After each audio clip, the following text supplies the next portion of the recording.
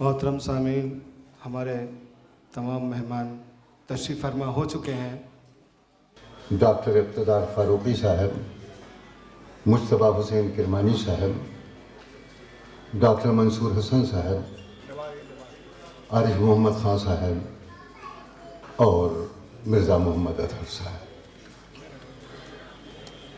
तारीख़ आलम में बाज़ शख्सियतें ऐसी पैदा हुई हैं कि वो एक फ़िरक़े तक महदूद नहीं हैं, बल्कि अगर उनके कारनामों को बनज़र ग़ैर उसका मुताला किया जाए तो मालूम ये होता है कि वो तमाम इंसानियत के लिए खैर व बरकत की शबीह बनकर तशरीफ़ लाए। सैयदना इमाम हुसैन रज़ी अल्लाह अन्हु की शख्सियत भी इसी तरह की शख्सियत रही है कि जो तमाम मजहबी और मसलकी अख्तिलाफ़ात से ऊपर उठकर तमाम आलम इंसानियत के लिए रहनुमाई और रहबरी का फरीज़ा आज भी अंजाम दे रही है। सिर्फ मुसलमान ही नहीं बल्कि उनके बहुत से अक़ीदतमंदों में बिरादरान वतन भी शामिल हैं और बिरादरान मिल्लत भी शामिल हैं। और अगर हकीकत की निगाह से देखा जाए तो आलम इंसानियत की जो मीरास हो सकती है उनके वारसीन में एक ऐसी शख्सियत का नाम है सैयदना इमाम हुसैन रज़ी अल्लाह अन्हु का, कि जिस पर बग़ैर इख्तिलाफ़ मसलक, बग़ैर इख्तिलाफ़ मज़हब सारी दुनिया उनसे कस्ब फैज़ कर सकती है और कस्ब फैज़ कर रही है। आज के मुक़र्रिरीन में आप देखेंगे कि मुख्तलिफ़ शुबा हयात के लोग, मुख्तलिफ़ मज़ाहिब के लोग, बिरादरान वतन की भी नुमाइंदगी आपके इस जलसे में हो रही है, इसलिए कि उन्होंने तारीख़ का मुताला किया है। सैयदना इमाम हुसैन रज़ी अल्लाह अन्हु की शख्सियत में जो कशिश पाई है और ख़ुसूसियत के साथ जब ज़िंदगी परेशानियों में गुज़र रही हो, आलमी सतह के ऊपर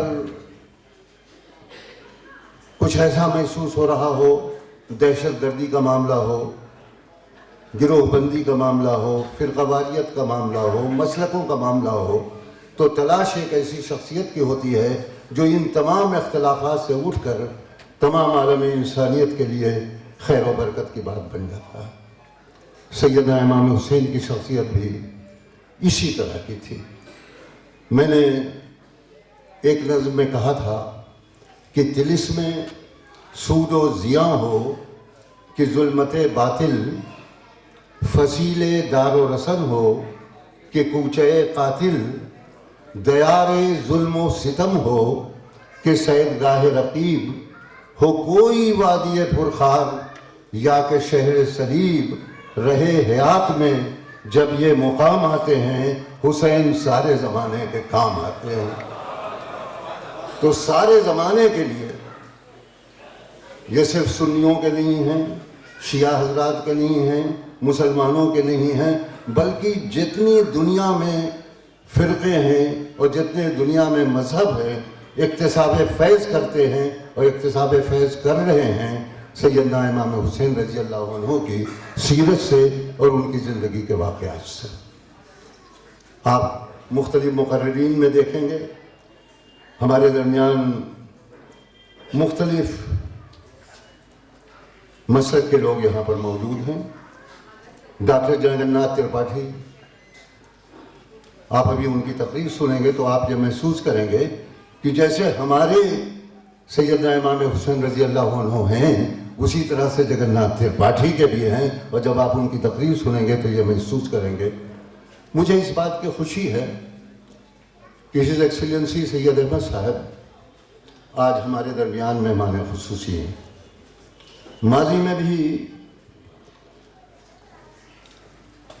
जब ये हुकूमत के मुख्तलिफ ओहदों पर फायज थे, बम्बई में कई बार मिनिस्टर रह चुके, हमारे वतन फैज़ाबाद के रहने वाले हैं, तो उस वक्त भी इनकी अक़ीदत का ये आलम था कि अपने वतन में हर साल सैयदना इमाम हुसैन के सिलसिले में जलसा करते थे, जिसमें शिया सुन्नी ہندو، عیسائی، تمام مذاہب کے لوگ، تمام فرقوں کے لوگ آتے تھے، اور اس طرح سے ایک نقطۂ اتحاد بنتا تھا سیدنا امام حسین کی شخصیت میں کہ جو تمام انسانی برادری کو اپنے ساتھ لیے ہوئے تھا۔ آج وہ ہمارے مہمان خصوصی ہیں، کئی کتابوں کے مصنف ہیں، تعلیم ان کی یہیں پر مدرسہ ناظمیہ میں ہوئی۔ آج بھی جب میں ان کی کتاب کو پڑھتا ہوں، ان کی خود نوشت پگڈنڈی سے شاہراہ تک، تو اس میں لکھنؤ کا ذکر، مدرسہ ناظمیہ کا ذکر، لکھنؤ یونیورسٹی کا ذکر، اور پھر اس کے بعد پگڈنڈی وہ قصبہ ہے فیض آباد کا چھوٹا سا، جہاں سے جناب سید احمد صاحب اٹھے، لکھنؤ میں تعلیم پائی، اور بمبئی کی شاہراہوں پر سیاسی زندگی کے نشیب و فراز سے گزرتے ہوئے اس وقت ملک کے ایک اعلیٰ عہدے پر فائز ہے کہ انہیں جھارکھنڈ کا گورنر بنا دیا گیا ہے۔ ان کے آ جانے کی وجہ سے ڈاکٹر منصور حسن صاحب یہاں ہیں، کرمانی صاحب یہاں ہیں، عارف محمد خان صاحب یہاں ہیں، مولانا اطہر صاحب، ظاہر ہے کہ صرف لکھنؤ کی تہذیبی زندگی میں نہیں بلکہ پورے ملک کی کیا بین الاقوامی شہرت کے حامل بہت سی شخصیتیں مولانا اطہر صاحب کی طرح پر یہاں پر موجود ہیں، اور وہ خود بین الاقوامی شخصیت پر حسینیت کے فروغ کے لیے جو کام کر رہے ہیں اس کی مثال کم ملتی ہے۔ میں اپنی گفتگو آپ سے درمیان میں کرتا رہوں گا۔ سب سے پہلے اس موقع پر ایک سووینئر یادگاری مجلہ شائع کیا گیا ہے۔ اراکین کمیٹی نے سیدنا امام حسین کو خراج عقیدت پیش کرنے کے لیے ایک یادگاری مجلہ شائع کیا ہے۔ گزارش ہے کہ وہ تمام مہمانان خصوصی کی خدمت سے پیش کیا جائے، اور اس کا اجرا جناب سید احمد صاحب عالی مرتبت فضیلت مآب اپنے دست مبارک سے کریں۔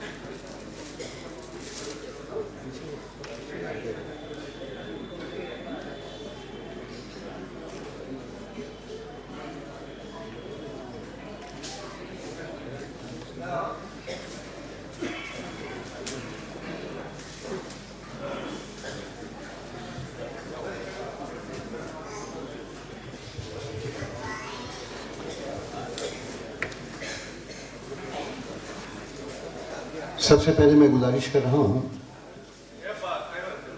خیر مقدمی کلمات کے لیے ہو گئے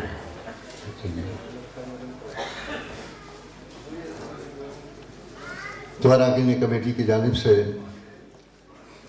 جناب سید احمد و دیگر مہمانان خصوصی کا خیر مقدم کیا جا چکا ہے۔ جس ترتیب سے اس فہرست میں نام دیے گئے ہیں، میں مقررین کو اسی ترتیب سے آپ حضرات کے سامنے اپنے خیالات کا اظہار کرنے کے لیے دعوت دوں گا، لیکن مناسب یہ معلوم ہوتا ہے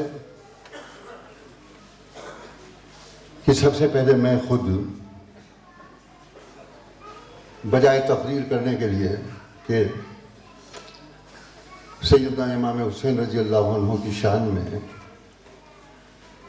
جو میں نے نظم کہی ہے، منظوم خراج عقیدت کے طور پر اسے پیش کرتا ہوں،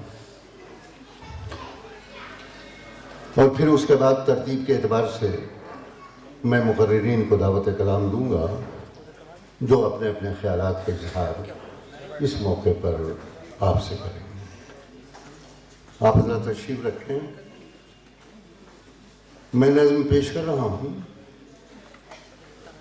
یہ نظم تھوڑا سا مختلف ہے۔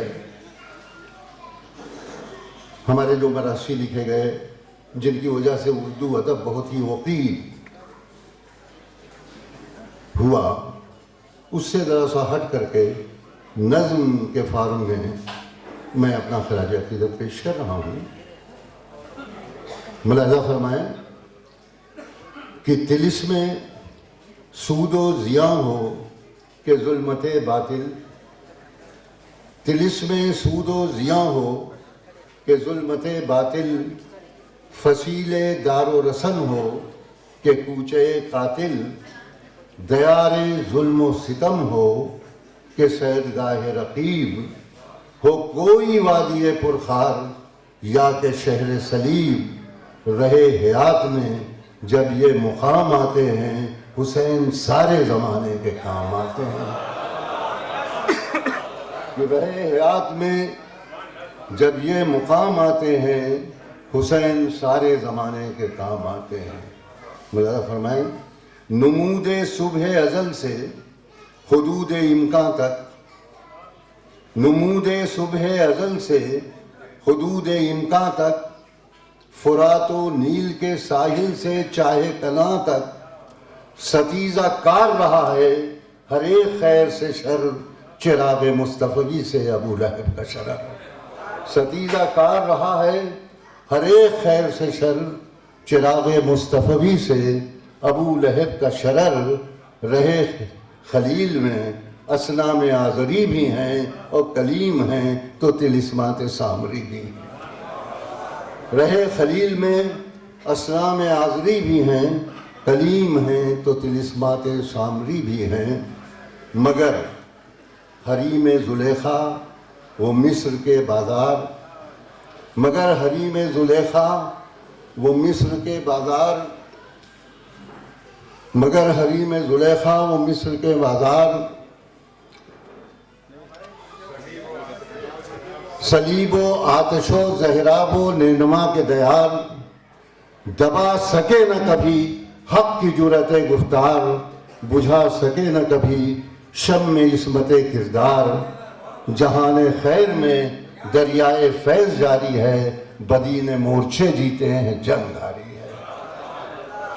اور آخری بند ملاحظہ فرما لیں کہ جلا کے مشعل جاں روشنی عطا کی ہے، نماز سائے شمشیر میں ادا کی ہے، بساط شوق پہ تابندہ کہکشاں رکھ دی اور دہان زخم میں تکبیر اور اذا رکھ دی۔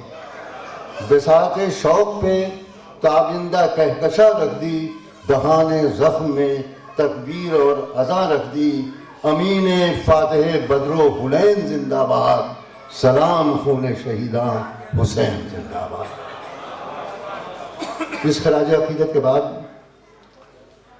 حضرات میں نے کئی بار ان کی تقریریں سنی ہیں، ملک کے مختلف حصوں میں اپنی تاریخی بصیرت اور اسلام کے مطالعے کے باعث مذہبی تقریبات میں مسلمانوں کی وہ مدعو کیے جاتے ہیں اور ہمارے جتنے اکابرین ہیں ان کو خراج عقیدت پیش کرتے ہیں۔ خصوصیت کے ساتھ سیدنا امام حسین پر ان کی تقریر میں نے حسین ڈے میں ٹانڈا میں سنی تھی اور میں ان کی تقریر سے بے حد متاثر ہوا تھا، اس لیے کہ ان کی تقریر کے پیچھے علم و دانش بھی ہے اور عقیدت و احترام بھی ہے۔ تو علم و دانش اور عقیدت و احترام جب یہ دونوں چیزیں اکٹھا ہو جاتی ہیں تو وہ شخصیت بن جاتی ہے ڈاکٹر جگناتھ ترپاٹھی کی۔ میں ان سے گزارش کر رہا ہوں کہ وہ تشریف لائیں اور اپنے خیالات کا اظہار کریں۔ فیض آباد ساکٹ ڈگری کالج کے شعبہ انگریزی میں استاد رہے ہیں اور اردو زبان پر بھی انہیں عبور حاصل ہے، اور خصوصیت کے ساتھ جو مرکزی کردار ان کی شخصیت کو متاثر کر رہا ہے اسلامی تاریخ میں، وہ سیدنا امام حسین رضی اللہ عنہ کی تاریخ۔ جناب doctor Jagannath Tripathi. His Excellency governor صاحب، مہمان خصوصی اور منچ پر آسین سبھی عظیم المرتبت شخصیتیں،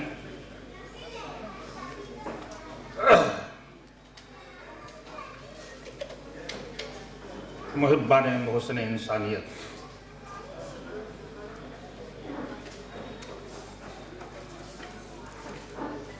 میں سب سے پہلے آپ کو اپنی یاد فرمائی کا شکریہ ادا کرتا ہوں اور اپنے کو خوش نصیب تصور کرتا ہوں کہ ایسے اہل نظر لوگوں کے بیچ اپنے جذبات و خواہشات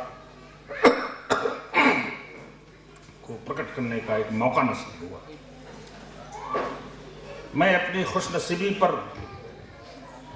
جتنا بھی ناز کروں کم ہے کہ جس محفل نور میں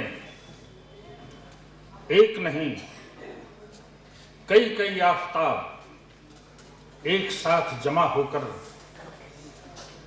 بیمار ذہن انسانی کو غسل صحت دینے کے لیے تشریف لائے، وہاں ایک چراغ کو بھی اپنی صلاحیت بروئے کار لانے کا موقع عطا کیا گیا۔ یہ کیا کم عزت افزائی ہے۔ حقیقت تو یہ ہے کہ میں خود مشتاق ہوں ان حضرات کو سننے اور گننے کا جن کی علم بینی کا چرچا دور دور تک پھیلا ہوا ہے اور جن کی سحر بیانی کا ہر شخص مدعا ہے۔ میری زبان ناقص سے جو بھی ایسے مقدس موقعوں پر عطا ہو جاتا ہے دوستو، اس میں میرا اپنا کچھ نہیں، یہ تو وہی ناچیز خیالات اور جذبات کا میں اظہار کرتا ہوں جو آپ سے ہی گوشزد ہوتے رہے، یعنی دنیا نے تجربات و حوادث کی شکل میں جو کچھ مجھے دیا ہے لوٹا رہا ہوں۔ میں بھلا اس international personality,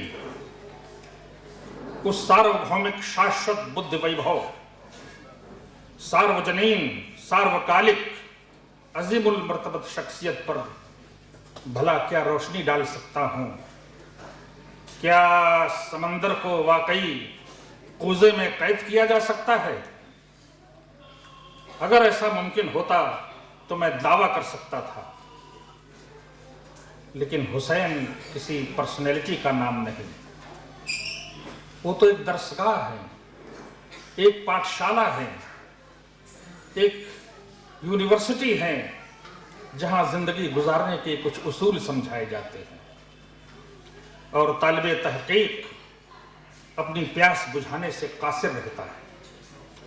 Where the thirst for learning a new way of life never suffers from sad society، بلکہ ہوتا یہ ہے کہ تیوں پیاسے ہی رہت جیوں پیت اگھائے، ویسے ہی کہ جیوں بوڑھا شیام رنگ تیوں اجل ہو۔ ایسے مقدس موقعوں پر جو بھی میری زبان سے نکل جاتا ہے سمجھ لیجئے کہ وہ اعزاز ہے اسی ذات بابرکت کا، اسی ذات مقدس کا، اسی محسن انسانیت کا جسے دنیا حسین کے نام سے یاد کرتی ہے۔ ورنہ زور تھا مجھ میں نہ ایسا نوگا کی طاقت ہے، یہ فقط سبط پیمبر کی دعا کی طاقت۔ حضرات، میں ایک گزارش بھی کرنا چاہتا ہوں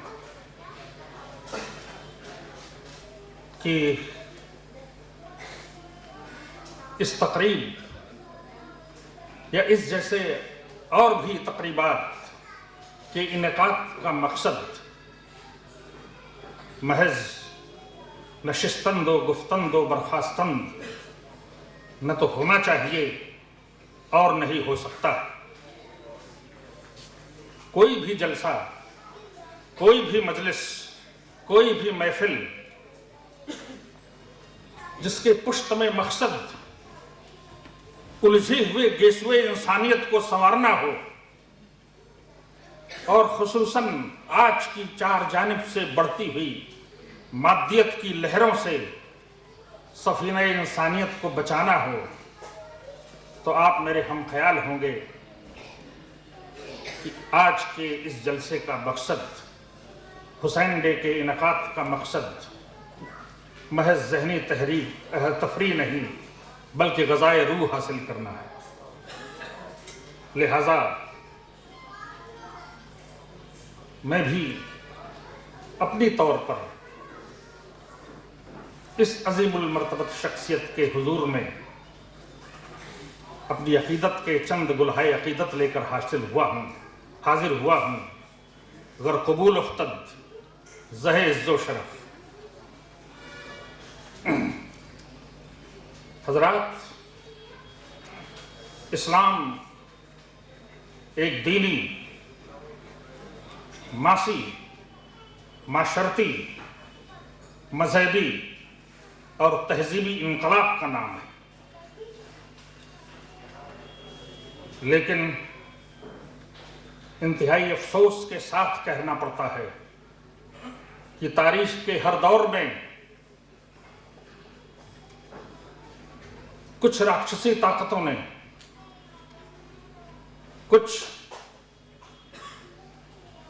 جنگجو جا پسند بادشاہوں کے جارحانہ عمل نے اسلام جیسے پوتر مذہب کو ٹیررزم کا پریائے واچی بنا دیا، سنونیم آف ٹیررزم۔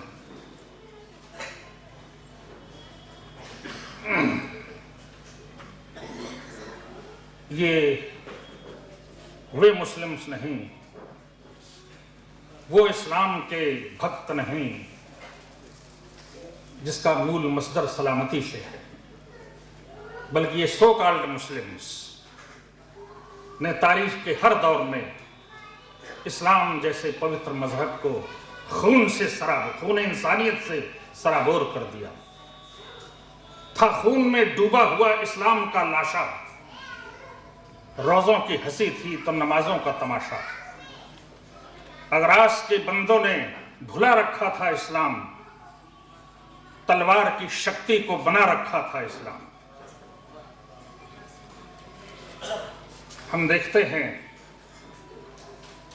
کہ تاریخ کے ہر دور میں دنیا جنگ کے شعلہ سے معمور رہی، اور آج بھی عالم انسانیت پر جنگ کے بادل گھر گھر کر آ رہے۔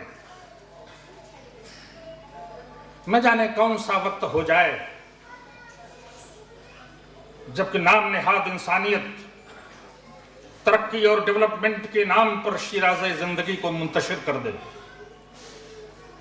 ہم دیکھ رہے ہیں کہ آج زندگی کو درندگی کے ساتھ ختم کیا جا رہا ہے۔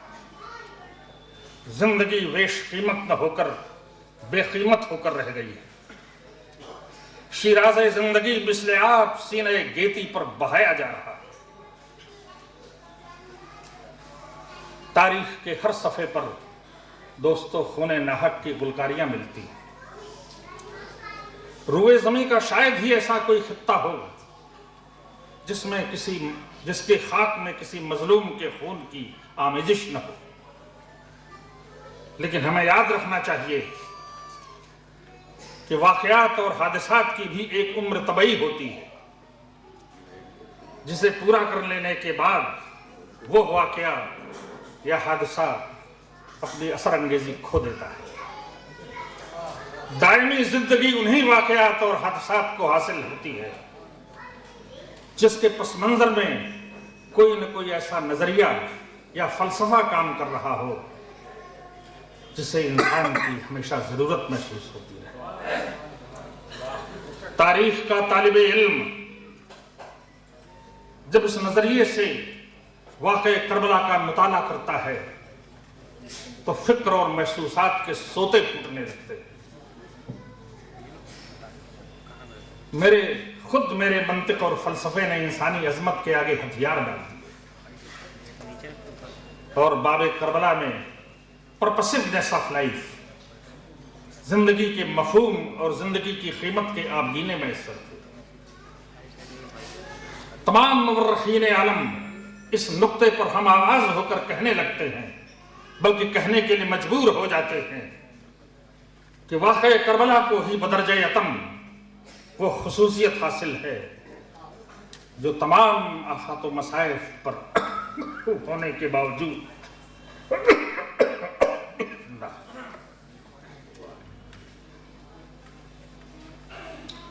عرب کی تاریخ پڑھنے والے لوگ جانتے ہیں کہ حسین بن علی کے پیش نظر ان مذہبی قانونوں اور انسانی اصولوں کے محافظت تھی جنہیں پیغمبر خدا خاتم النبیین سید المرسلین حضرت محمد مصطفیٰ صلی اللہ علیہ وسلم نے دنیا کو روشناس کرایا تھا۔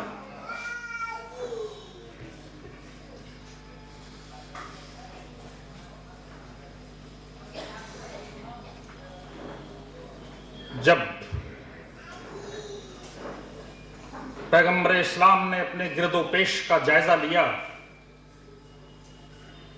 اور وہاں پر پرویاپت اصولوں کو اپنے میزان عقل و عدل پر جانچا پرکھا تو فوراً یہ بات سمجھ میں آ گئی کہ پرانا قانون فرسودہ ہو چکا ہے، وہ اصول سارے فرسودہ ہو چکے ہیں اور وہ انسانیت کی فلاح اور بہبود کو پورا نہیں کر سکتے۔ اس کے ہر شعبے میں کشت و خون کا گھناؤنا پن موجود ہے۔ جب اس رائج الوقت تمدن کی عمارت کی بنیادیں قولوا لا الہ الا اللہ کے اسلامی اور انسانی زلزلے سے ہلنے لگیں تو اہل عرب بدحواس ہو گئے، وہ اپنا توازن برقرار نہیں کر پا رہے تھے۔ تو اس کا نتیجہ یہ ہوا کہ اس رہبر انسانیت پر طرح طرح کی اذیتیں دی جانے لگی، خس و خاشاک سے بھرے ہوئے ٹوکرے بالا کھانوں سے پھینکنے جانے لگے، پتھروں سے سر مبارک زخمی کیا جانے لگا،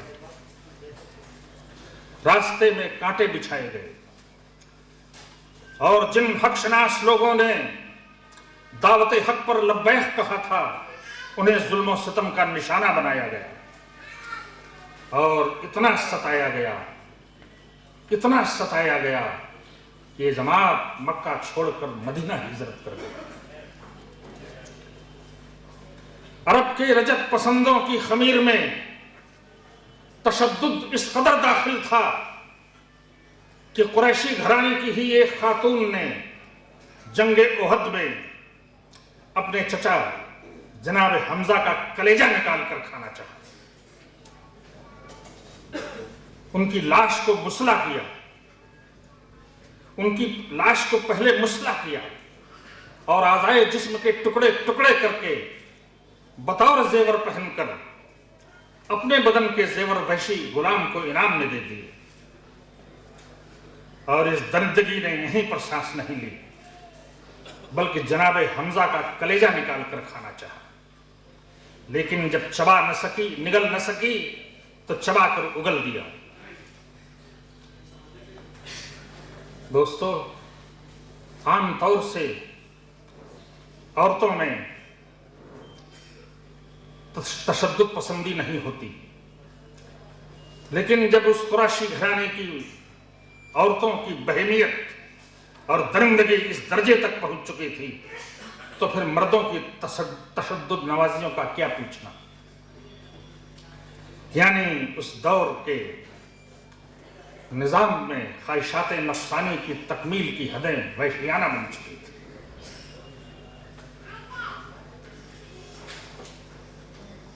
تو پیغمبر اسلام نے اس نظام کو ہر قیمت پر بدلنے کی کوشش کی اور اس کے لیے جدوجہد کرتے رہے، لیکن حضرت محمد کی وفات کے بعد تاریخ اسلام ایسی ایسے تضاد سے دوچار ہوئی جس کے مثال صفحے تاریخ پر نہیں ملتی. ابھی ابھی آغاز اسلام کو ایک صدی بھی نہ گزری تھی کہ دنیا نے مقصد رسول پر یزید جیسے فاسق و فاجر کو دیکھا تو عہد جاہلیت کی تمام لعنتیں زندہ کی جانے لگی. عوام انسانی حقوق سے محروم کیے جانے لگے. دھرم کے نام پر دھرم کے انویائیوں کو تحقیق کیا جانے لگا. دھرم کے نام پر دھرم کی بلی دی جانے لگی. زندگی کی بے چینیاں حد سے تجاوز کر گئیں.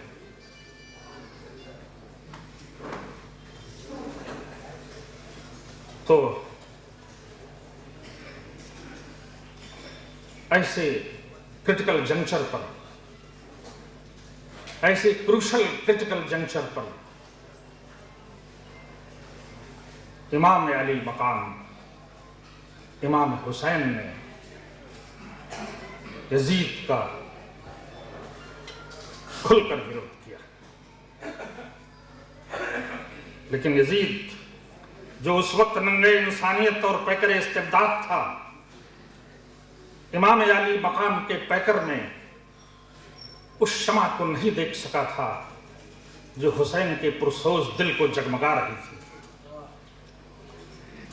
اس نے حسین کا ایک معمولی انسان پر کر لیا تھا. اسے معلوم نہیں تھا کہ وہ شخصیت ہے جس کے نام سے ضعیف دلوں میں توانائی اور مردہ جسموں میں جان پیدا ہوتی ہے. اسے معلوم نہیں تھا کہ یہ وہ شخصیت ہے جو فخر ابراہیم، جو فخر ہیبت موسیٰ ہے، جو شہر یقین کی راہ گزر ہے. اسے معلوم نہیں تھا کہ اس پروردہ آگوش رسالت مادی وجود کے پیچھے نفس مطمئنہ کا ایک ایسا فولادی حصار ہے جسے یزید کی دنیا کی طاغوتی اور شیطانی طاقتیں ایک ساتھ مل کر بھی ڈگا نہیں سکتی. عشق آزادی اور شہادت عظمیٰ کا ایک ایسا ناپائیدار سمندر ہے جسے یزید کی مصلحتیں عبور نہیں کر سکتی. یزید آدمی کو صرف جسم و جان تک محدود سمجھتا تھا. اسے معلوم نہیں تھا کسی انسان کے بھیتر ایک ایسی قوت بھی کار فرما ہے جو ناقابل تسخیر ہے، جو انوینسبل ہے، جو انسرماؤنٹیبل ہے، جو انکانکریبل ہے. یزید جانتا تھا کہ میری ساری تدبیریں بیکار ہو جائیں گی اگر حسین نے میرے سامنے سر نہیں جھکایا. اور حسین بھی جانتے تھے کہ اسلامی اور انسانی فطرت کا وسیع دائرہ ان کی ایک نہیں in his one emphatic no میں پناہ گزین ہے. اور یہ طویل کشمکش فیصلہ کن موڑ پر اس وقت پہنچی جب تخت حکومت پر بیٹھتے ہی حاکم مدینہ کو یہ حکم بھیجا کہ حسین سے بیعت لو ورنہ ان کا سر قلم کر کے روانہ کر دو. تو انقلاب کے قدموں میں دھمک سنائی دینے لگی. حریت کے تقاضے حسین کے دروازے پر دستک دینے لگے. تو بنا لا الہ قربانیوں کے لیے اٹھ کھڑا ہوا. 28 رجب کو حسین نے مدینہ چھوڑا. وہ مدینہ جو وطن بھی تھا، نانا کی آرام گاہ بھی. وہ مدینہ جہاں بھائی کا مزار بھی تھا، ماں کی لحد بھی. لیکن انسانیت کے چہرے پر غازہ زندگی ملنے کے لیے حسین نے سب سے زیادہ عزیز ترین مقام کو الوداع کہہ دیا. بھائی کے مزار کو سسک کر چھوڑا، ماں کی لحد سے رو رو کر رخصت ہوئے. تو دوسری منزل قیام مکہ تھی. وہ مکہ جہاں ایک معمولی سے معمولی شے کی جان لینا بھی گناہ عظیم سمجھا جاتا ہے، جسے اسلام نے دارالامن قرار دیا، لیکن رہبر انسانیت پر سرزمین مکہ بھی تنگ کر دی گئی۔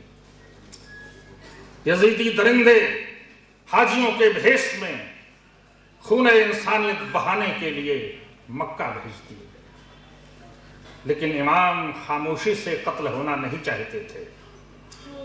وہ اس دشمن کی چال کو بخوبی سمجھتے تھے، لہذا جب قربانی ناگزیر ہو گئی تو اس کے لیے ایک چٹیل میدان کی ضرورت تھی تاکہ قاتل محروم ایک دوسرے کے سامنے ہو جائے، دشمن دین پردہ راز میں نہ رہ سکے۔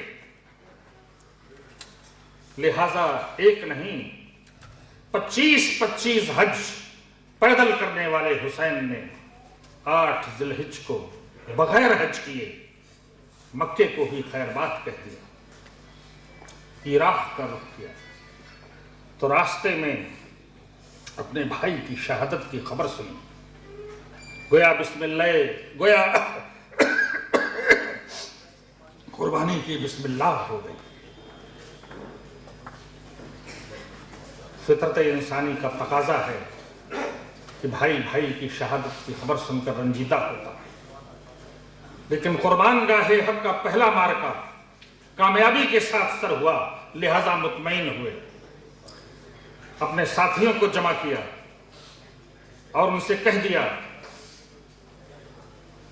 کہ اگر تم میرے ساتھ اس لیے آ گئے ہو کہ میں کوئی ملک فتح کرنے جا رہا ہوں، کوئی مال غنیمت حاصل کر کے تمہیں مالا مال کر دوں گا، تو اپنی غلط فہمیوں کو دور کر لو، میں تو حیات مادی کو رشتہ حیات جاودانی سے منسلک کرنے جا رہا ہوں، حیات ابدی کے گہوارے میں حیات مادی کو سلانے جا رہا ہوں، میں مرنے جا رہا ہوں، میرے ساتھ جو بھی چلے گا وہ بچ نہیں سکتا۔ آزمائش حق کی منزل تھی، لہذا لوگوں کی آنکھیں کھول دی، عزت کی موت کا موقع تھا، لہذا ذلت کی حیات کے شیدائیوں کو پہلے ہی بتا دیا، جنہیں جانا تھا وہ چلے گئے اور جنہیں شہادت کی سعادت حاصل کرنی تھی وہ رہ گئے۔ مختصر سا مجمع لیکن عزم کا محکم، تھوڑے سے ساتھی لیکن پیمان کے مضبوط، دیکھنے میں ایک قافلہ لیکن ذہنی وحدت کے لحاظ سے ایک فرد شاہراہ وفا پر نقشہ قدم جماتا ہوا، عرب کے لکودق میدانوں کو کرتا ہوا، ریت کے گرم ذروں سے اترے ہوئے سورج سے قدم گرماتا ہوا، لشکر حر کو پانی سے سیراب کرتا ہوا، دنیا کو دینداری اور بھائی چارے کا سبق سکھاتا ہوا، دوسری محرم کو اپنے عزیزوں اور ساتھیوں کے خون کے چھینٹوں سے اس اصول زندگی کے ناقابل فراموش سبق کو لکھنے کے لیے، کون سا اصول کہ عزت کی موت ذلت کی زندگی سے بہتر ہے، اس اصول کو لکھنے کے لیے سرزمین کربلا پر وارد ہوا، تو تپتے ہوئے ذروں نے استقبال کیا، بے خسی نے غم گساری کی، دوستوں کی کمی نے جرت بڑھائی، دن پر دن گزرتے رہے، یزیدی فوج کا سیلاب بڑھتا رہا، فرات پر پہرا سخت ہوتا رہا، یہاں تک کہ وہ دن آ گیا حسین کے بچے پیاس کی شدت سے تڑپ تڑپ کر بلکنے لگے، یہاں تک کہ وہ دن آ گیا جسے آپ سب 10ویں محرم کہتے ہیں، عاشورہ کہتے ہیں، اور میں تو اسے حسین ڈے کہتا ہوں، اس لیے کہ اسی دن حسین کی بات رہی اور ظالم اپنی تمام طاغوتی طاقتوں کے سمیت دریائے نیل کی طوفان خیز موجوں میں غرقاب ہو گیا. تو وقار خون شہیدان کربلا کی قسم، وقار خون شہیدان کربلا کی قسم، یزید مورچہ جیتا ہے، جنگ ہارا ہے، جنگ ہارا ہے، جنگ ہارا ہے.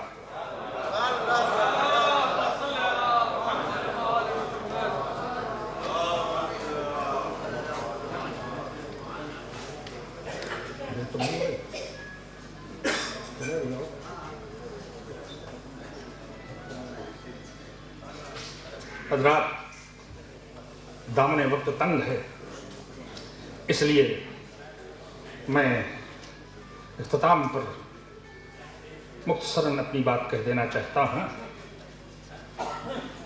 میں زندگی بھر ادھیاپک رہا اور اس واقعہ کربلا سے اور امام حسین کی شخصیت سے جو سبق میں نے سیکھا ہے وہ آپ کو بھی بتانا چاہتا ہوں. کہ ادھیاپک کے لیے اور ہم سب کے لیے دو سب سے بڑے پاپ ہیں، اوند وندن اور وند اوندن. اوند جو ڈس ریسپیکٹیبل ہے، جو وندنا کے یوگیہ نہیں ہے، جو انمیریٹوریس ہے، ظالم ہے، باطل پرست ہے، وہ چاہے کتنا بڑا منسٹر کیوں نہ ہو، کتنا بڑا مافیا کیوں نہ ہو، چاہے جتنے پیسے والا کیوں نہ ہو، اس کے سامنے کبھی وندن نہ کرنا. اوند کا وندن نہ کرنا یہ بہت بڑا پاپ ہے. اوند کا دنیا کچھ بھی کہے اس کا احترام نہ کرو، اور جسے ضمیر نہ کہے اسے سلام نہ کرو. تو اوند کا وندن، اور وند جو ریسپیکٹیبل ہے، جو وند ہے اس کا اوندن نہ کرنا، جو آنریبل ہے، جو وینریبل ہے، جو حق پرست ہے، اور چاہے وہ معمولی پرائمری اسکول کا ٹیچر ہی کیوں نہ ہو، اسے کیا ملتا ہے؟ پیسہ تو تھوڑی اس کے پاس ہے. بس رہا فقط سلاموں سے اس کا گھر آباد، رہا فقط سلاموں سے اس کا گھر آباد، جیتا رہا پھٹے کپڑوں میں ایک بوڑھا استاد. تو وند کا اوندن، میریٹوریس کا اوندن، اس کی ڈس ریسپیکٹ نہ کرنا، اور اوند کا وندن بھی کبھی نہ کرنا. یہی امام حسین نے کیا. یزید ایشیا کی سب سے بڑی حکومت کا مالک تھا اور اپنے کو خلیفۃ المسلمین ہونے کا دعویٰ کرتا تھا. لیکن یزید کے طرفدار دیکھیں کہ وہ دعوی خلافت کے ساتھ احکامات خدا و رسول کی کتنی پابندی کر رہا ہے.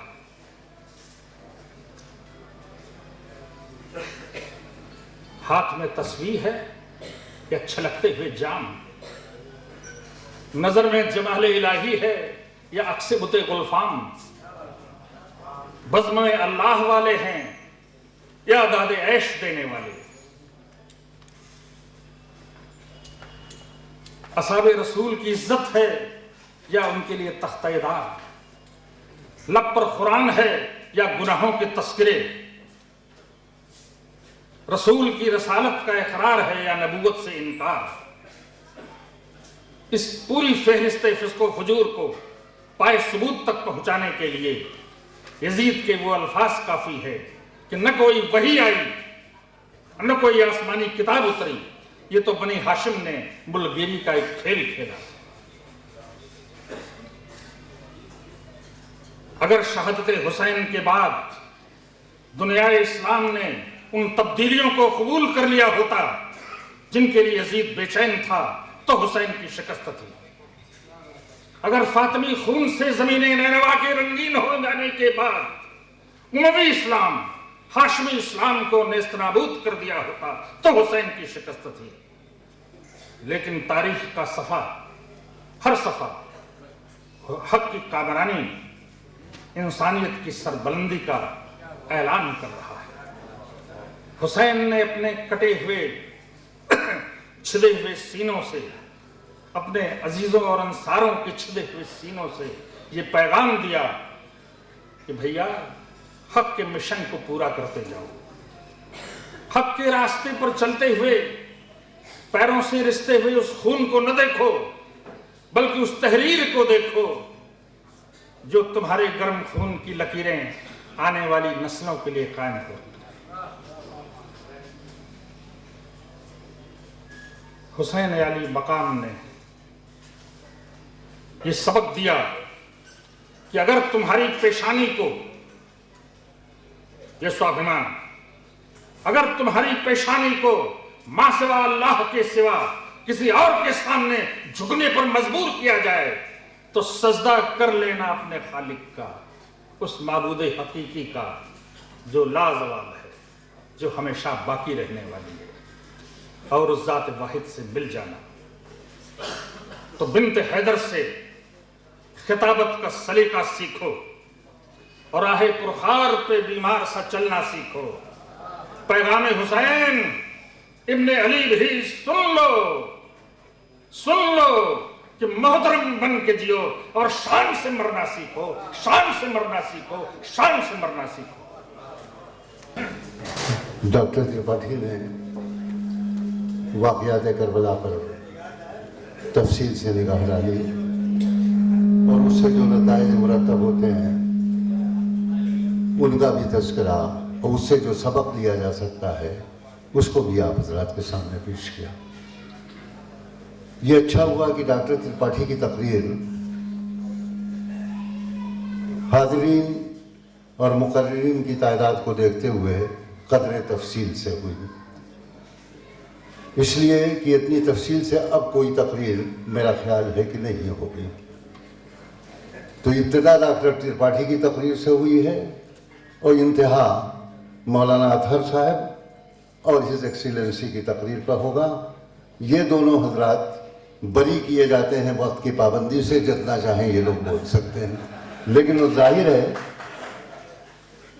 कि हमारे मुख्तलिफ शोबा हयात के लोग हैं, मुख्तलिफ मसलक के लोग हैं, मुख्तलिफ नज़रियात के लोग हैं, मुख्तलिफ मज़ाहिब के लोग, जैसे त्रिपाठी जी ने भी। तो अगर इतनी तफसीलात से काम लिया जाएगा तो जाहिर है कि 1400 साल तो वाक़ई करबला को गुजर गए, यहाँ जाने कितना बड़ा वक्त गुजर जाए इतनी तफसीलात से अगर हम लोगों ने काम लिया।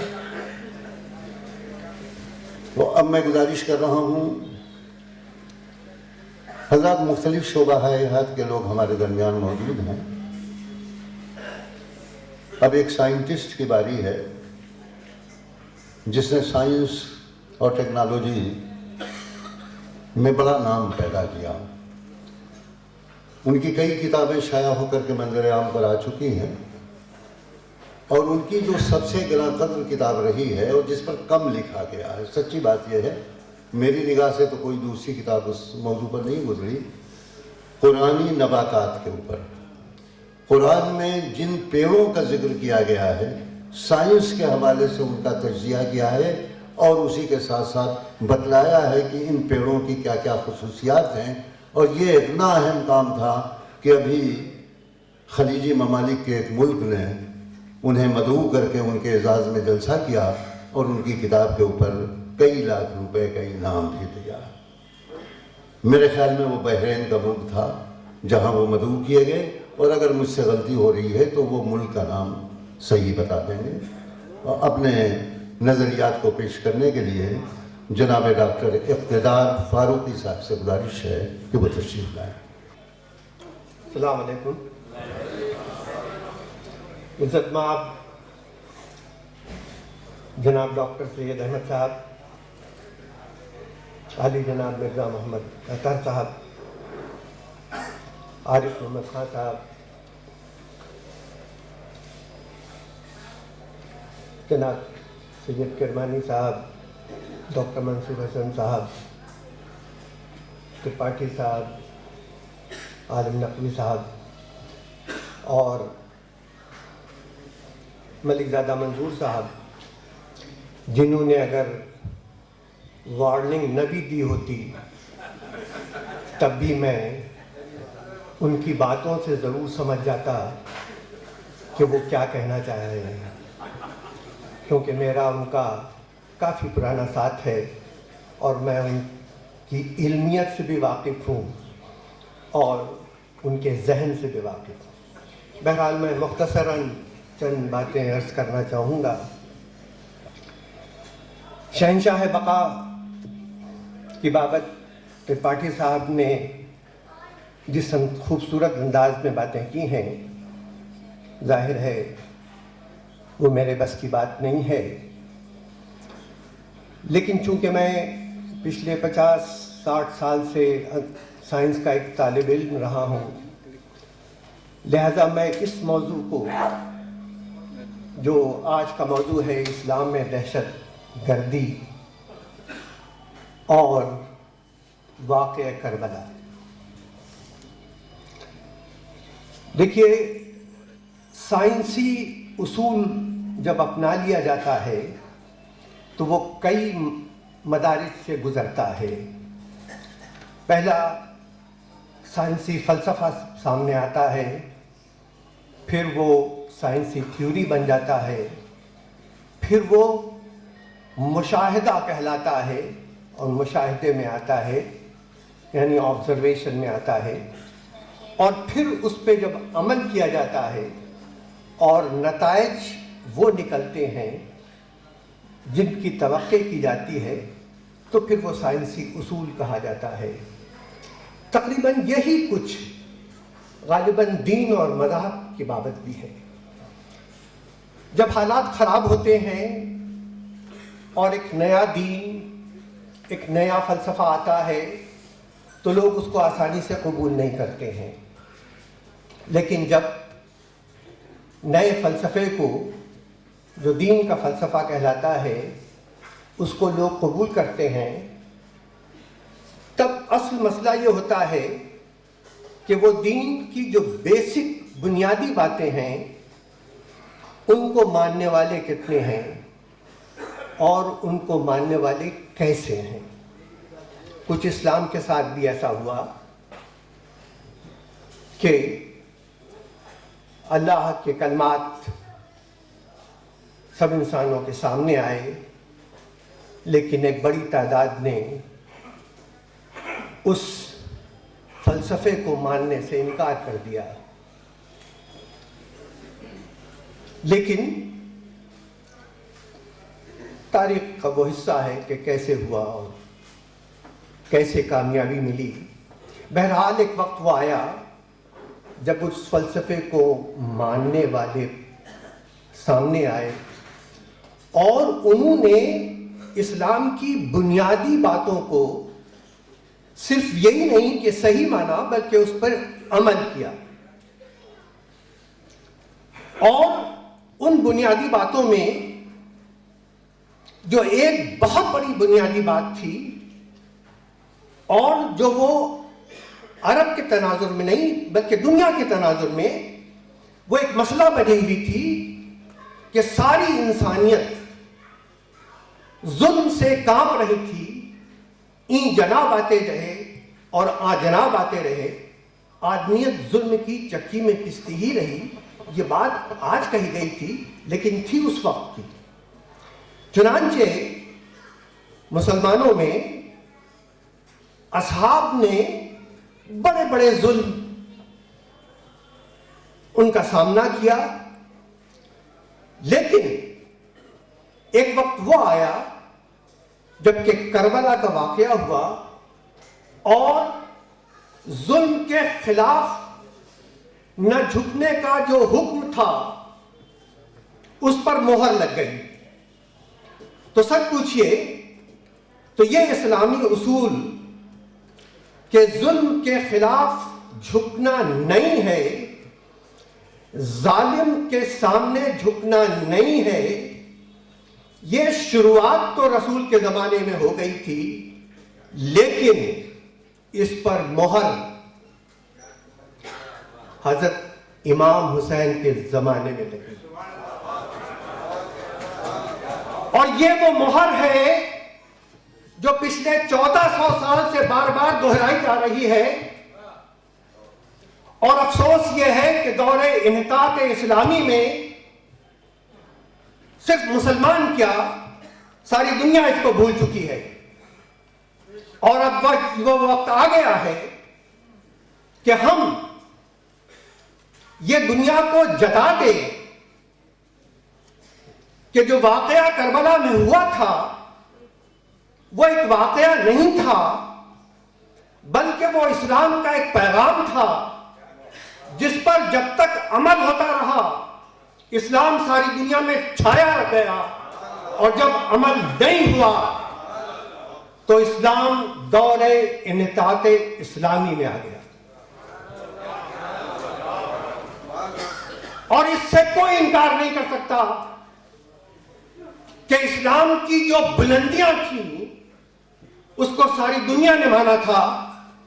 اسپین سے لے کر اور ہندوستان تک مسلمان قیادت کر رہا تھا، اور شاید آپ میں سے زیادہ تر جانتے ہو کہ اس کی شروعات کیسے ہوئی تھی۔ اس کی شروعات ہوئی تھی علم کی اس پیاس سے جو مسلمانوں کو تھی، اور شاید آپ کو یہ بھی معلوم ہو کہ علم کی پیاس کا ایک شخص جابر بن حیان تھا جو حضرت امام جعفر صادق کے خدمت میں 12 سال رہا۔ اس نے صرف دین حاصل نہیں کیا بلکہ اس نے علم کی ترغیب حاصل کی، اور اس کا نتیجہ کیا ہوا کہ وہ اتنا بڑا سائنٹسٹ بن گیا کہ آج یورپ والے اس کو فادر آف کیمسٹری کہتے ہیں۔ جابر بن حیان ساری دنیا میں، مسلمانوں میں نہیں، ساری دنیا میں فادر آف میڈیسن کہلاتا ہے۔ اس کی تربیت ہوئی ایک وہ شخصیت جو اہل بیت میں سے تھی، جس نے صرف اس کے سینے میں دین ہی نہیں منتقل کیا بلکہ دنیا کا علم روشن کر دیا، اور وہ روشنی اس حد تک چلتی رہی کہ اسلامی دنیا میں اتنے بڑے سائنسداں ہوئے جو ساری دنیا میں چھا گئے۔ اور اگر آپ معاف فرمائیں تو اسلامی قیادت جو تھی وہ علمی قیادت تھی، وہ دین کے ساتھ تھی، بغیر دین کے نہیں تھی۔ اور جب مسلمان اس علم سے دوری پانے لگا تو دین رہ گیا، اور وہ بھی اپنی اصلی حالت میں نہیں، اور دنیا اس سے دور ہو گئی۔ وہ ذلیل و خوار ہونے لگا، اور ہر دہشت گردی اس کے نام سے منسوب ہونے لگی۔ یہ غلطی آپ کے ہمارے دشمنوں کی نہیں ہے۔ اگر آپ اپنا احتساب کر لیں تو یہ غلطی ہماری ہے۔ آخر کیا وجہ ہوئی کہ ہم ساری دنیا میں، اس وقت کی نون دنیا میں انسانوں کی قیادت کر رہے تھے، اور 16ویں صدی کے بعد ساری اسلامی دنیا یورپ کی غلام تھی؟ کیا وجہ تھی؟ لوگ کہتے ہیں ہم نے اللہ کی رسی نہیں پکڑی تھی۔ میں اس کو پوری طور سے سمجھ نہیں پاتا ہوں، ظاہر لوگ کہتے ہیں تو صحیح کہتے ہوں گے، لیکن میرے نزدیک اللہ کی رسی پکڑنے کا مطلب یہ ہے کہ اللہ کے حکم کو مانو، اور جب اللہ کا حکم کو مانو گے تو وہ حکم تم کو ضرور یاد ہوگا جو قرآن اور حدیث میں بسلسلہ علم دیا گیا ہے۔ اور اگر وہ حکم آپ کو یاد نہیں ہوگا تو آپ اللہ کی رسی پکڑے رہیے، اس سے ہونے کیا والا ہے؟ تو اصل مسئلہ جو ہے وہ ہمارے دشمنوں کا نہیں ہے، معاف کیجیے گا، اصل مسئلہ جو ہے وہ ہمارا اپنا ہے۔ میں ملک زادہ صاحب سے معافی مانگتے ہوئے صرف 2-3 منٹ میں اپنی بات ختم کرنا چاہوں گا۔ نہیں، ارے صاحب، یعنی میں ان کی عزت بھی کرتا ہوں اور ڈرتا بھی ہوں۔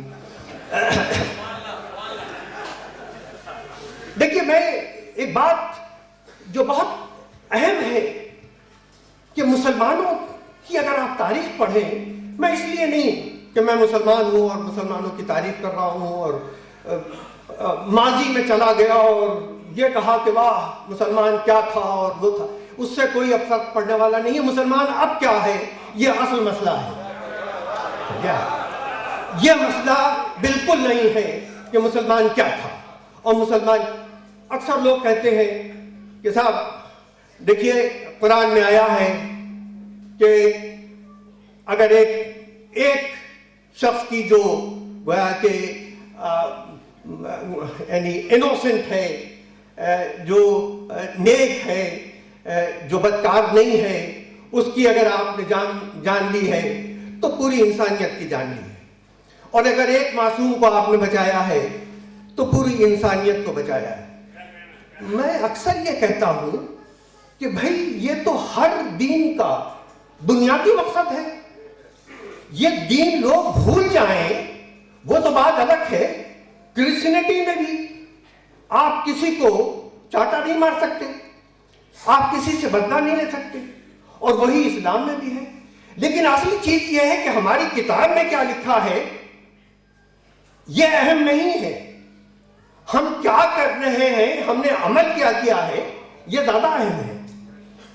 اور یہ بات مان لینے کی ہے کہ ہم جو کچھ بھی دعوے کر رہے ہیں اپنے دین کے متعلق، اپنی دین کی عظمت کے متعلق، اپنے بزرگوں کی عظمت کے متعلق، وہ سب صحیح ہیں لیکن کافی نہیں ہیں۔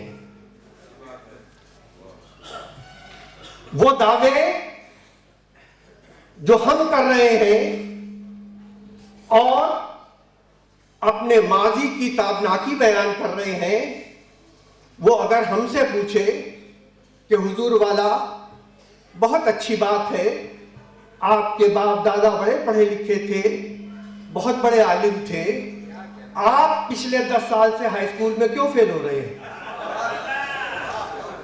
تو اس کا جواب ہمارے پاس نہیں ہوگا۔ اصل چیز یہ نہیں ہے کہ ہمارے بزرگ کیا تھے، آج مسئلہ یہ ہے کہ ہم کیا ہیں۔ اور اگر آپ یہ معلوم کرنا چاہیں کہ ہم کیا ہیں تو میں آپ کو بتا دوں صرف چند جملوں میں کہ ہم کیا ہیں، ہماری طاقت کیا ہے۔ اس وقت ساری دنیا کی GDP، gross domestic product, $60 trillion ہے۔ مسلمانوں کے پاس اس وقت کل پیٹرول ملا کے GDP $2.5 ٹریلین ہے۔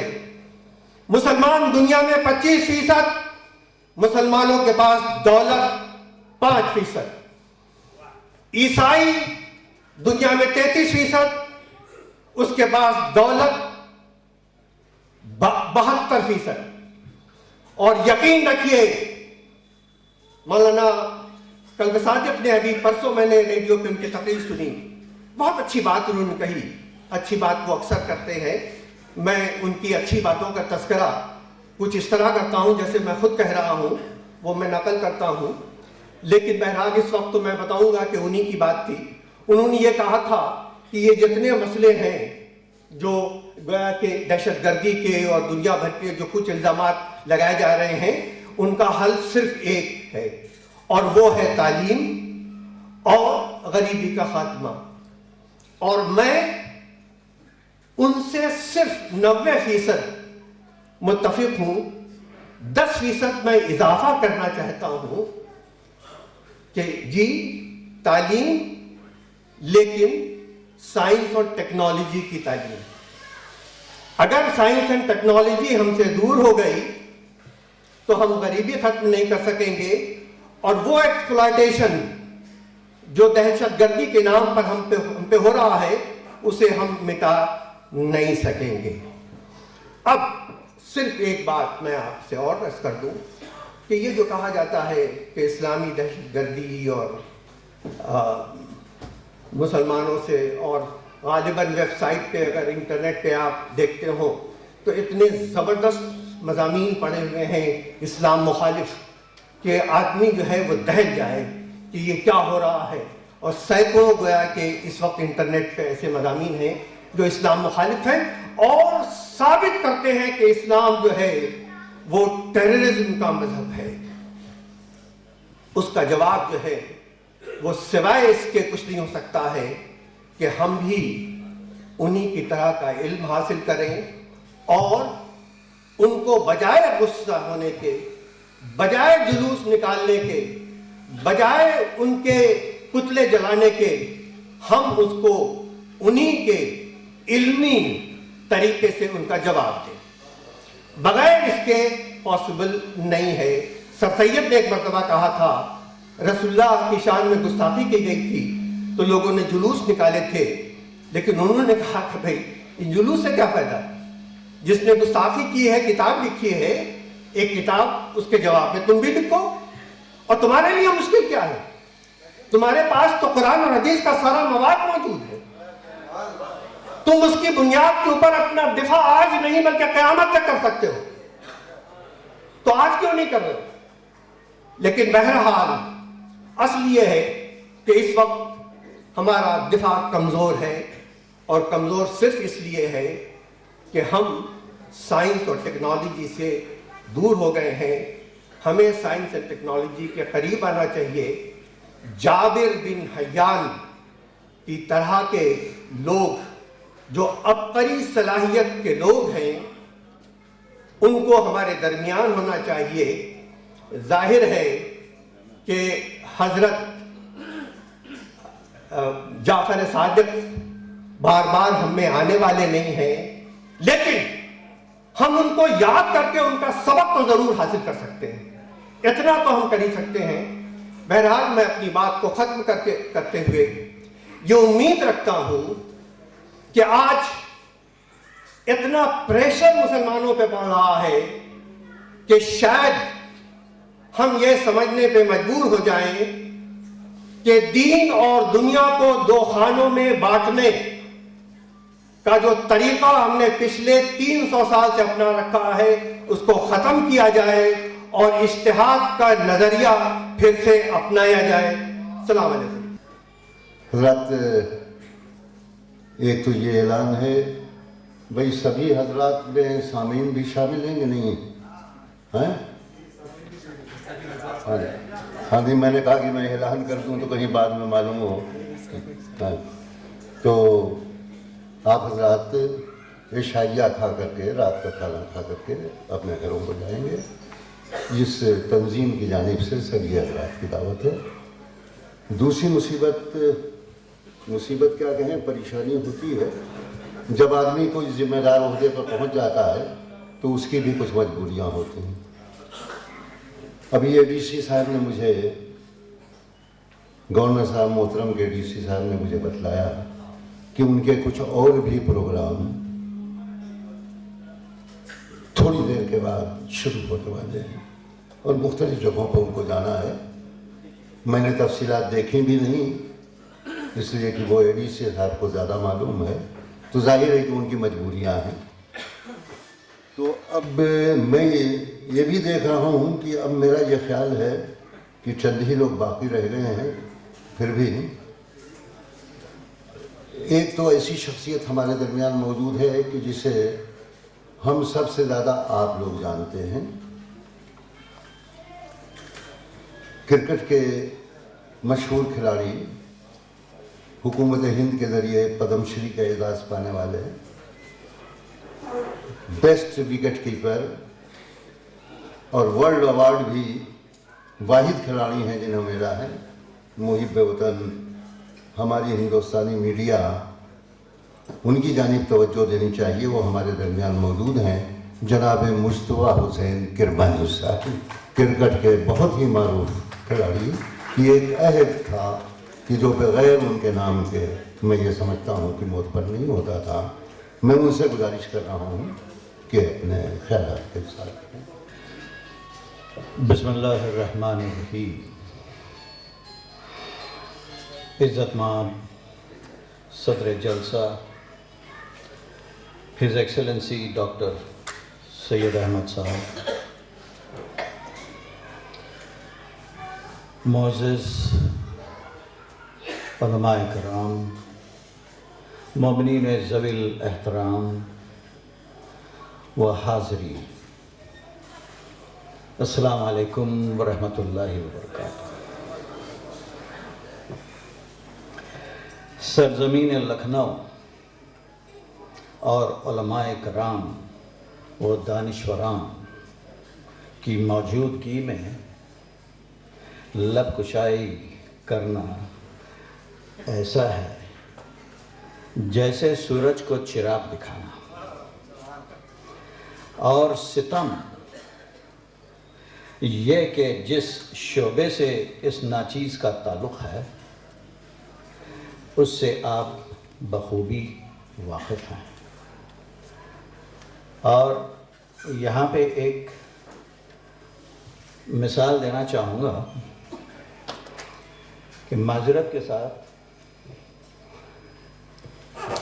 کہ اگر علماء دین، علماء کرام جن کو کرکٹ میں کوئی انٹرسٹ نہیں ہے یا جنرل سپورٹس میں انٹرسٹ نہیں ہے، اور ان سے کہا جائے کہ جناب کرکٹ کے بارے میں کچھ تقریر کیجیے،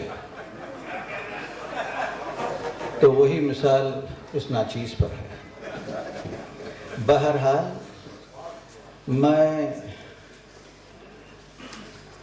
اللہ کے فضل و کرم سے، 14 معصومین کے صدقے سے ہمت افزائی کا سہارا لیتے ہوئے اور صحبت ان حاضرین جو تشریف فرما ہیں کچھ بولنے کی کوشش کر رہا ہوں. میں نے ہلکی پھلکی سی اپنے الفاظ میں تقریر لکھ کر لایا ہوں.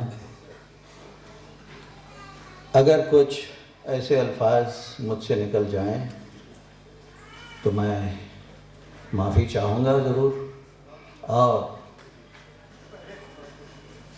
میرے لہجے سے اگر کوئی کچھ تاخیر ہو گئی تو اس کی بھی معافی چاہوں گا. حضرات، تاریخ وجود کی ورق گردانی اور کتاب ہستی کے گہرے مطالعے کے بعد یہ ٹھوس حقیقت پردے میں نہیں رہتی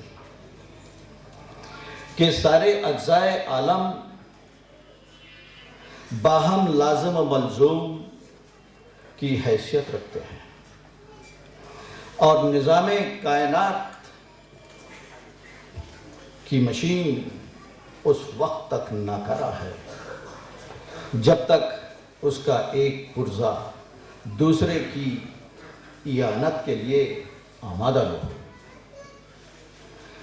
کسی چیز کے آئینی مشاہدے کے لیے صرف انسان کا موجود ہونا ہی کافی نہیں ہے، بلکہ دیکھنے کے لیے آنکھ کی ضرورت ہے، اور آنکھ اس وقت تک ناکارہ ہے جب تک اس میں دیدہ نہ ہو،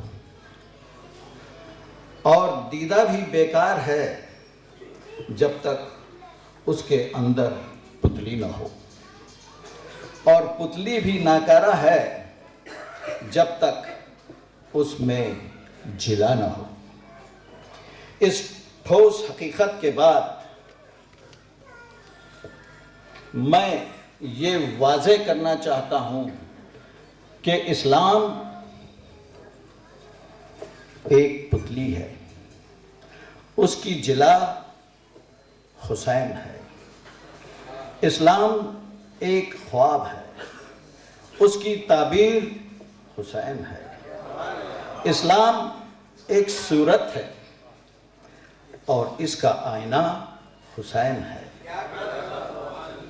میں پوری دنیا کو یہ پیغام دینا چاہتا ہوں کہ اگر کردار رسول اور اسلام کو سمجھنا ہے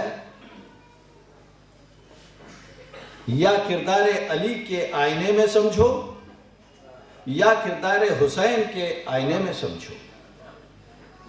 یہاں پر ایک جملہ کہنا چاہتا ہوں اور وہ یہ کہ ذات رسالت وہ ذات ہے جس کا کلمہ صرف مسلمان پڑھتے ہیں، مگر مولا حسین وہ سورما ہے جس کا کلمہ پوری انسانیت پڑھتی ہے۔ اور یہاں پہ کیا خوب کہا گرو نانک نے، اور کیا کہا؟ گرو جگت حسین ہے ایسا نہ ہوئے کوئے، گرو جگت حسین ہے ایسا نہ ہوئے کوئے، ایسی مرنی مر گیا جو سنے وہ روئے۔ انسان اگر اپنے چہرے کا عکس دیکھنا چاہے تو اس کے لیے کسی شفاف چیز کی حاجت ہوگی۔ اگر وہ کسی زنگ آلود لوہے میں عکس تلاش کرے تو مایوسی ہوگی۔ اگر کوئی زنگ آلود آئینے میں اپنا عکس تلاش کرے اور چہرہ نظر نہ آئے تو قصور چہرے کا نہیں ہے بلکہ زنگ آلود اور گندے آئینے کا ہے۔ آج دنیا اسلام کو دہشت گردی سے جوڑ کر اسلام کا چہرہ بگاڑنے کی کوشش کر رہی ہے۔ قصور اسلام کا نہیں ہے، قصور زنگ آلود آئینوں کا ہے، کیونکہ آدمی گندے پانی میں اگر اپنی تصویر ڈھونڈے تو کچھ بھی نظر نہیں آئے گا۔ دنیا نے اسلام کو ایسے گندے پانی میں تلاش کیا جس کا دور دور تک اسلام سے کوئی تعلق نہیں تھا۔ کاش دنیا رسول کی حدیث کے دوسرے ٹکڑے پر غور کرتی، اور وہ دوسرا ٹکڑا یہ ہے، انا من الحسین، یعنی میں حسین سے ہوں۔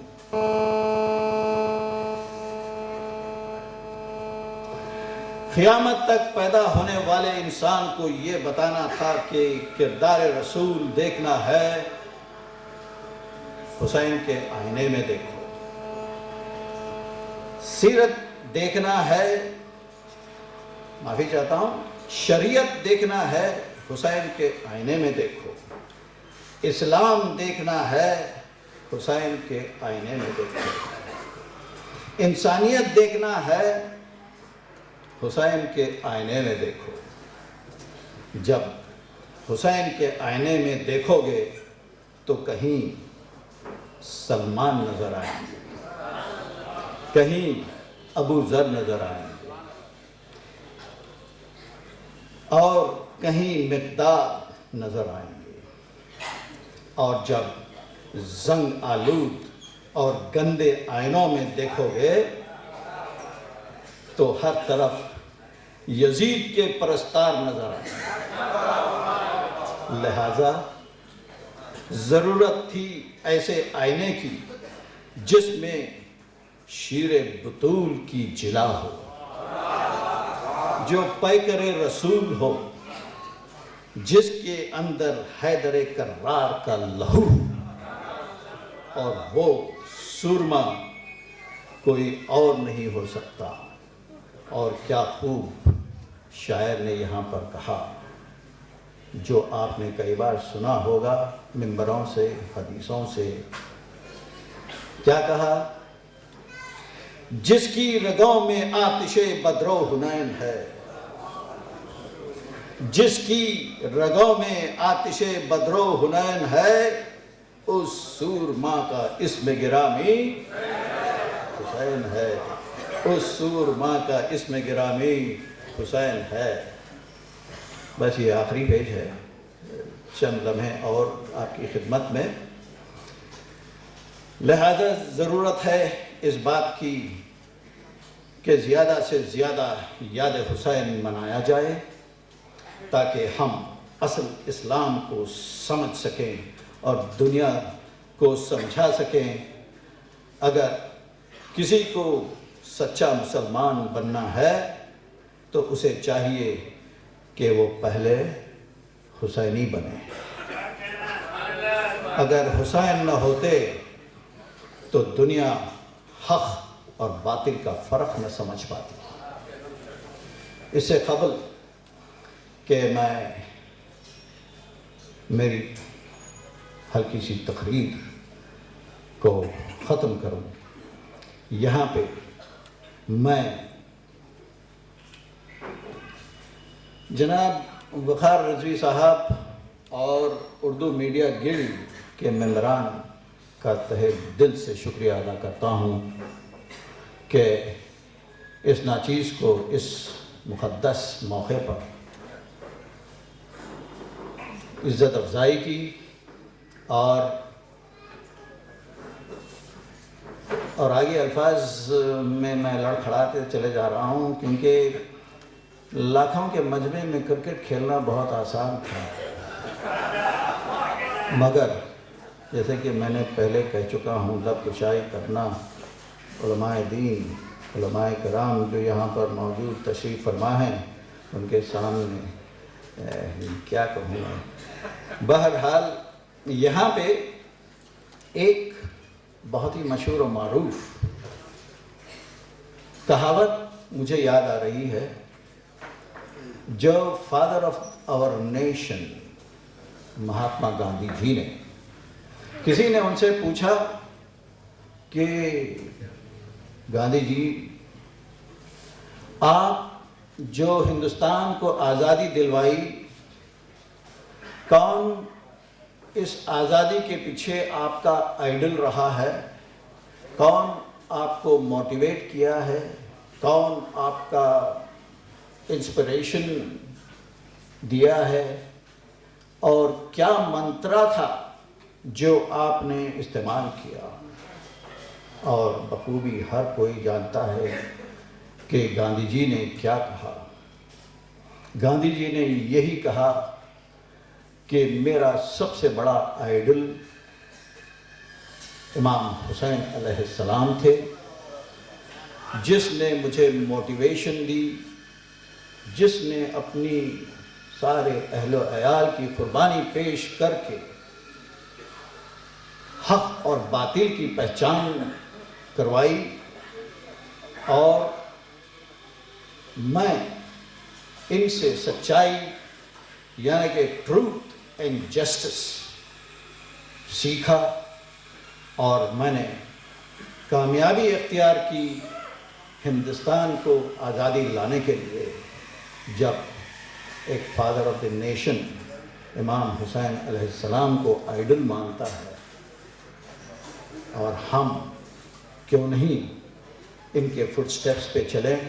خاص کر کے ان نوجوانوں سے مخاطب ہوں میں جو یہاں پر موجود ہیں، جو فیوچر آف انڈیا ہو سکتے ہیں.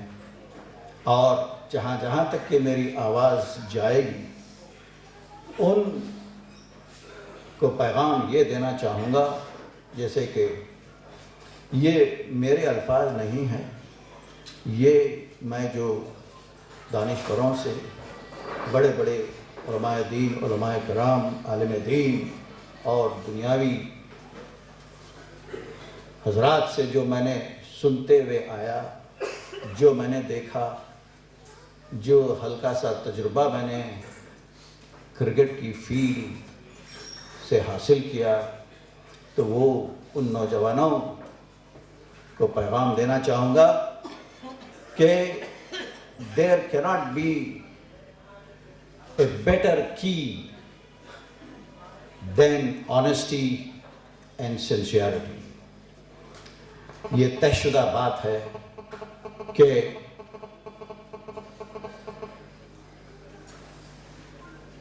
سارے دنیا میں جو